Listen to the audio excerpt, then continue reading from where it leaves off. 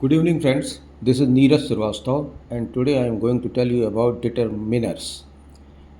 कुछ ऐसे वर्ड्स लेके आए हैं जिसमें अक्सर स्टूडेंट्स को थोड़ा कन्फ्यूज़न होता है। वो वाले वर्ड्स हैं डिटर्मिनर्स के। ये सेकंड पार्ट है अपना। फर्स्ट पार्ट दूसरी यूनिट में था। फर्स्ट वर्ड है much versus many. Much versus many, दोनों का मीनिंग तो लगभग सेम सा है, लेकिन मच कहाँ लगाना है और मेनी कहाँ लगाना है।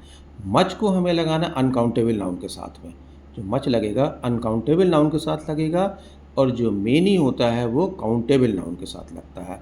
And you know well countable क्या होता है और अनकाउंटेबल क्या होता है। जिसे हम काउंट कर सकते हैं दैट इज़ काउंटेबल, और जिसे काउंट नहीं कर सकते जैसे वाटर है, कॉफ़ी है, लिक्विड है, गैस है, टाइम है, कुछ ऐसी चीज़ें हैं जिसको हम काउंट नहीं कर सकते हैं। ऐसे अनकाउंटेबल्स के साथ हमें मच लगाना है। For example, how much did you पे। हाउ मच डिड यू पे, यहाँ पर हमने मच लगाया। कितना तुमने पे किया, ये अभी काउंट नहीं है। कितना मनी है, कितना मनी पे किया, तो मनी क्या होता है, मनी जो है अनकाउंटेबल है। रुपीज़ तो काउंटेबल है, लेकिन मनी जो है अनकाउंटेबल है। I don't know, I don't have much time.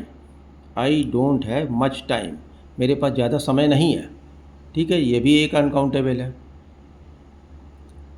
There are many students in the class, this one is countable. Students को हम काउंट कर सकते हैं, मतलब हम काउंट कैसे कर सकते हैं, 1 2 3 4, इस तरह से स्टूडेंट्स काउंट हो सकते हैं। तो यहाँ पर हम मेनी लगाएंगे। ऐसी जगह पर मेनी लगता है जहाँ पर कि काउंटेबल है। जैसे ये टाइम है, अब टाइम को कैसे काउंट करोगे, वो बात अलग है। 1 hour, 2 hour, 3 hour, that is different thing.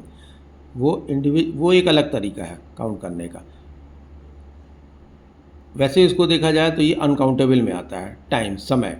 तो ये जो है इस जगह पर हमें मच लगाना है।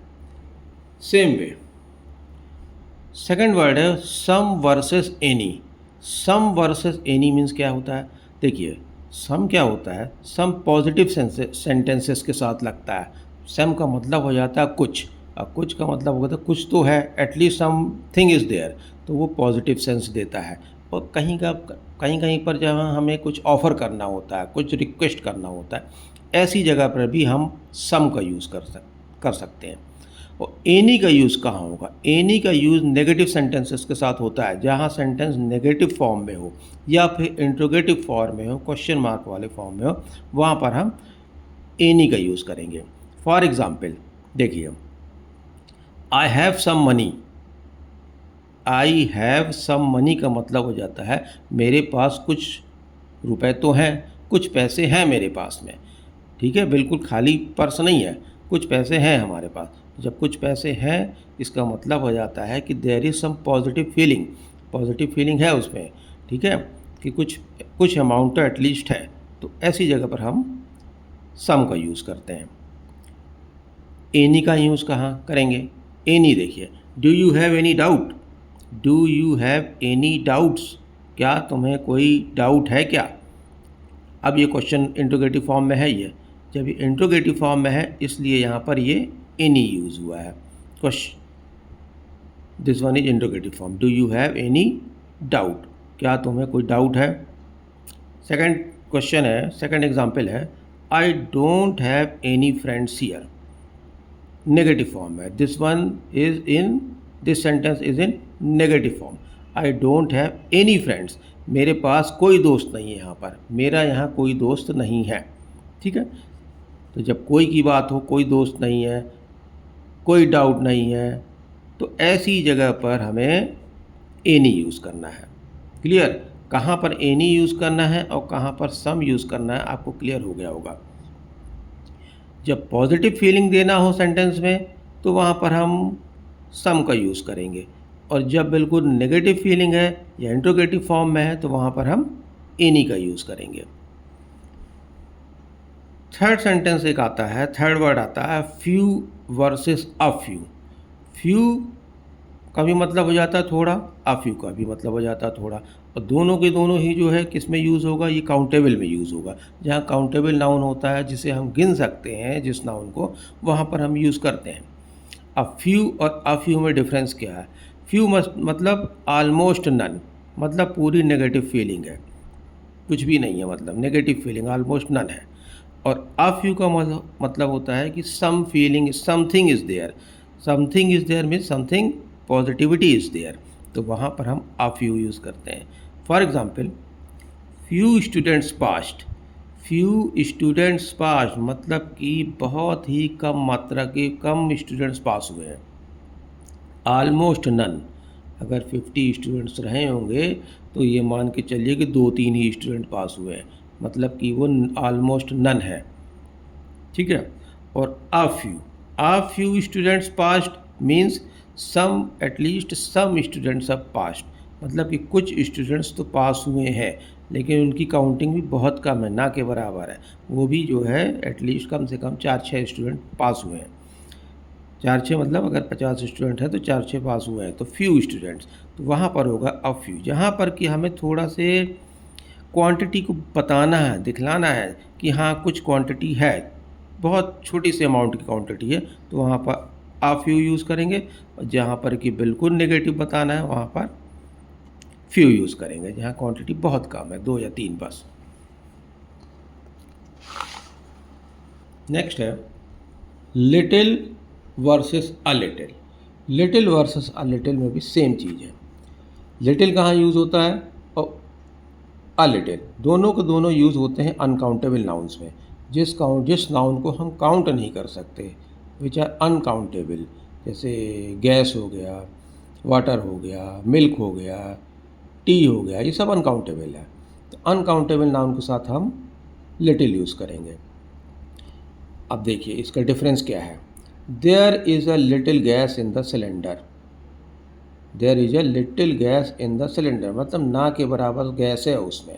ऑलमोस्ट नथिंग, गैस मतलब सिलेंडर पूरा का पूरा ही खाली है, जरा सा रह गया होगा तो तल्ली में एकदम, तो वहाँ पर क्या होगा, लिटिल यूज़ करेंगे। आई have little money. I have little money का भी यही मतलब होगा कि ना के बराबर मनी है, मतलब कि पैसे हैं ही नहीं, बचे ही नहीं है, थोड़े बहुत बचे होंगे बस, तो बचे होंगे, तो आई have little money. That gives a sense of nothing, almost nothing, ये एक नेगेटिविटी वाला सेंस दिखा रहा है इसमें। अब अ लिटिल कहाँ यूज़ होगा? A little means something is there, some positivity is there, कुछ उम्मीद है वहाँ पर। For example, I have little money means I have some money, I have some money, some quantity of money, तो यहाँ पर हम अ लिटिल यूज़ करेंगे। Clear? Same way next word है ईच वर्सेस एवरी। ईच कहाँ पर use होगा और एवरी कहाँ पर यूज़ होगा? ईच का मतलब हो जाता है प्रत्येक। अब प्रत्येक मतलब 1 बाई 1, जहाँ इंडिविजुअल फोकस होता है वहाँ 1 बाई 1 है, एक एक की काउंटिंग हो रही है, there we will use each. For example, each student got a prize. हर स्टूडेंट, प्रत्येक स्टूडेंट को प्राइज़ मिला। Each student got a prize means individually सारे एक एक स्टूडेंट को प्राइज़ दिया गया, तो वहाँ पर ईच यूज़ होगा। और जहाँ पर होल ग्रुप की बात हो, ऐसी फीलिंग आए कि पूरे ग्रुप की ही बात हो रही है, वहाँ पर है तो एवरी, दैट इज एवरी, वहाँ भी वो ईच ही है, प्रत्येक की बात हो रही है, लेकिन फीलिंग क्या आ रही है, पूरे ग्रुप की बात आ रही है, ऐसी फीलिंग है, तो वहाँ पर एवरी यूज़ करेंगे। For example, every student must attend. Every student must attend का मतलब हो जाता है जो पूरे ग्रुप के जो स्टूडेंट्स हैं, whole group have to be attend there, तो यहाँ पर क्या फीलिंग आ रही है, होल ग्रुप की बात आ रही है, पूरी क्लास की बात आ रही है। स्टूडेंट है तो क्लास है, तो क्लास की बात आ रही है, तो पूरे ग्रुप की बात आ रही है, तो एवरी स्टूडेंट मस्ट अटेंड। इसमें ईच में और एवरी में ये डिफरेंस है, यहाँ इंडिविजुअली की बात होती है और यहाँ पूरे ग्रुप की बात होती है, और ग्रुप में तो सब हैं ही, तो this is each and every. This is little versus a little, इसका भी डिफरेंस आपको समझ में आ गया होगा, इसका भी आ गया होगा। अब एक और वर्ड है, that is either versus neither. Either versus neither क्या है? आइदर मीन्स या तो ये या फिर वो, मतलब वन ऑफ द टू, दो लोग हैं, दो में से कोई भी एक चलेगा, ठीक है, कोई भी एक हो गया, तो दैट इज आइदर, दो में से कोई एक, तो दैट इज आइदर। और जब दो के दोनों ही नहीं है दोनों में ही नहीं है तो नन ऑफ द टू, वहाँ पर नाइदर यूज़ होता है। There we will use neither. For example, you can choose either option. दो ऑप्शन हैं, दो में से कोई भी एक ऑप्शन आप चूज़ कर सकते हो, तो उसे बोलेंगे अपन आइदर। दो ऑप्शंस हैं, दोनों में से कोई भी एक ऑप्शन ले लो, तो ऐसी जगह पर क्या होता है, आइदर यूज़ होता है। Neither answer is correct, neither answer is correct means दो आंसर्स दिए थे लेकिन दो के दोनों ही गलत हैं, दोनों ही आंसर गलत है। Means none of the two, none of the two is correct, कोई भी करेक्ट नहीं है।